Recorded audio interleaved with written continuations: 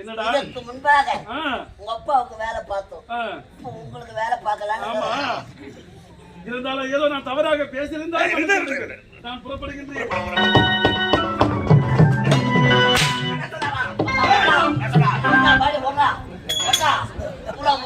ஓடிய 700 ரூபாய் புடிச்சிருவாங்க. நம்ம பார்த்து வளர்ந்த பொண்ணு ஒரு பொட்டை சிரிக்கி இந்த 2 செல்வங்களை நான் எடுத்து வகையாளி குடும்பத்தை ஒரு பள்ளத்தை எடுத்தா, ஒரு விளக்கு அணைத்தா, ஒருத்த வீட்டு தாலி அறுத்தா. ஆனா தாலி அவர்களை